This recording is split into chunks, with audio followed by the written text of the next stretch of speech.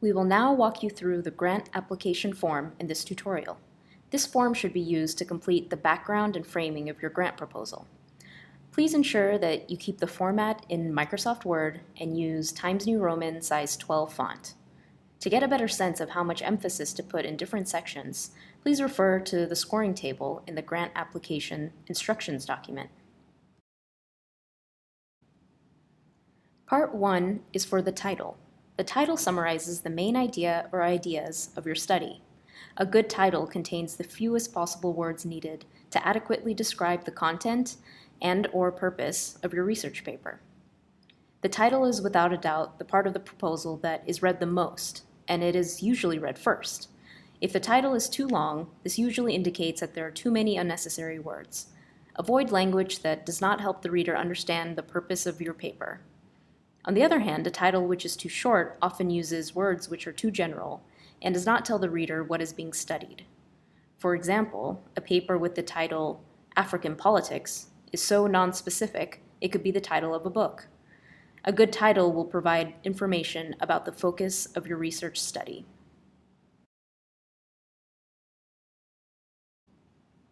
Section 2 is the activity description. This is one of the most important sections of your research proposal. In this section, you get the chance to set the tone of the proposal. While crafting the problem statement, make sure that it does not merely state how to do something or offer a vague or broad proposition. Instead, the problem statement should be a definite or clear expression about an area of concern, a condition to be improved upon, a difficulty to be eliminated, or a troubling question that exists in scholarly literature, theory, or within existing practice. It should point to a need for meaningful understanding and deliberate investigation. It should be a question rather than an idea. Your problem statement should be crafted with a purpose to 1. Introduce the reader to the importance of the topic being studied, where the reader is oriented to the significance of the study and the research questions, hypotheses, or assumptions to follow. 2. Place the topic into a particular context that defines the parameters of what is to be investigated. And 3. Provide the framework for reporting the results. Indicate what is needed to conduct the study and explain how the findings will present this information.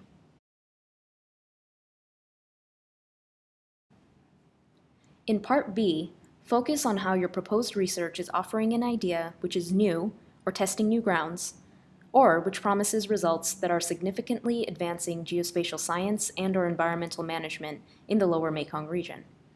We will want to see why your proposal is different, groundbreaking, or unique compared to other efforts in this area.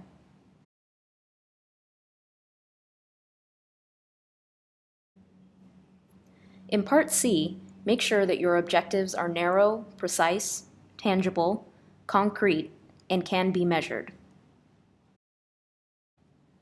In Section D, you will state your hypothesis and questions. A scientific hypothesis is the initial building block in the scientific method. Think of it as an educated guess. You can also pose your research questions here that you intend to answer through your work.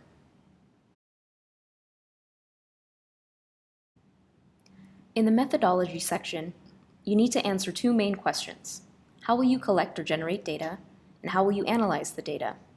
Additionally, there are several pieces that you should include. First, introduce the overall methodological approach for investigating your research problem. Is your study qualitative or quantitative, or is it a combination of both? Second, indicate how the approach fits the overall research design. Your methods should have a clear connection with your research problem. In other words, make sure that your methods will actually address the problem. One of the most common deficiencies found in research proposals is that the proposed methodology is not suitable to achieving the stated objective. Third, describe the specific methods of data collection you're going to use, such as surveys, interviews, questionnaires, observations, archival research, or others.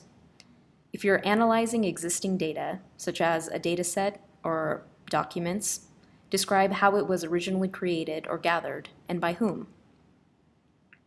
Fourth, explain how you intend to analyze your results. Will you use statistical analysis? Will you use specific theoretical perspectives to help you analyze a text or explain observed behaviors? Describe how you plan to obtain an accurate assessment of relationships, patterns, trends, distributions, and possible contradictions found in the data. Fifth, provide a justification for subject selection and sampling. For example, if you propose to conduct interviews, how do you intend to select the sample population? If you are analyzing texts, which text have you chosen and why? If you're using statistics, why this set of statistics? If other data sources exist, explain why the data you chose is most appropriate to addressing the research problem.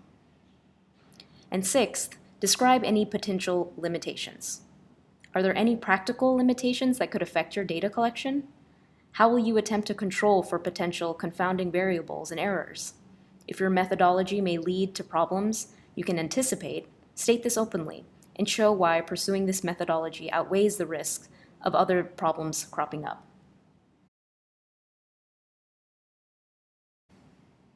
In Section F, make sure to list specific outputs that you expect to deliver from this activity. What do you want to achieve? What format will your results be delivered in? This section is critical for linking the theory and the practice.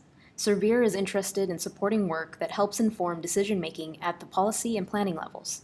There should be a tangible decision context that is affected by the research you are proposing. Please state that here. For example, you can write this section as a scenario on how the outputs from your research can be adopted by a local government agency or other local institution to support their decision-making processes.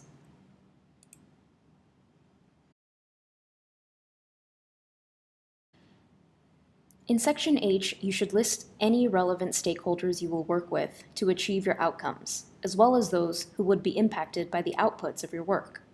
If you already have established partnerships or know the technical agencies that you will work with, describe them here. We also expect at least one external-facing engagement activity to ensure that the work being completed during this grant impacts decision-makers in the region.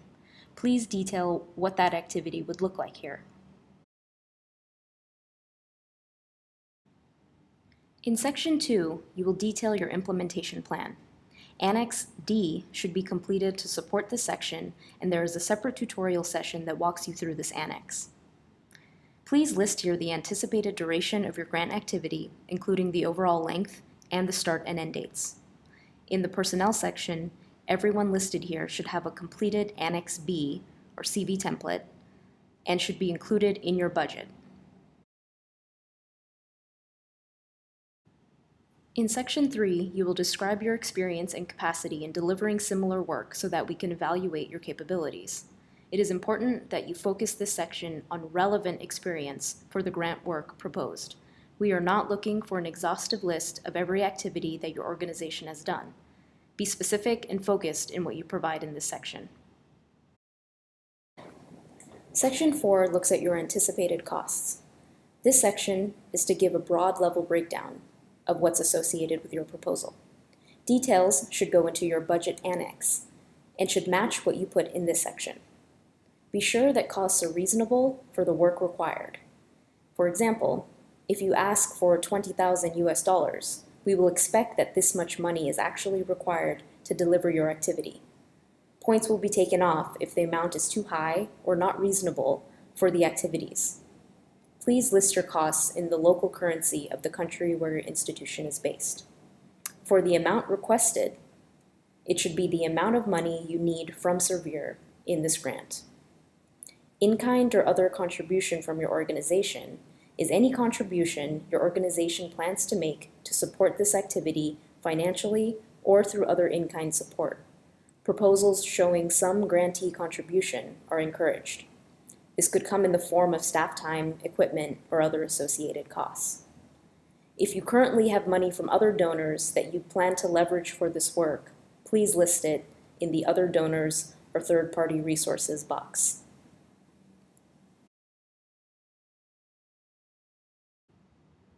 In Section 7, list any major donor-funded activities that your organization has either managed in the past 2 years, currently manages, or expects to receive during the period that this grant activity will happen.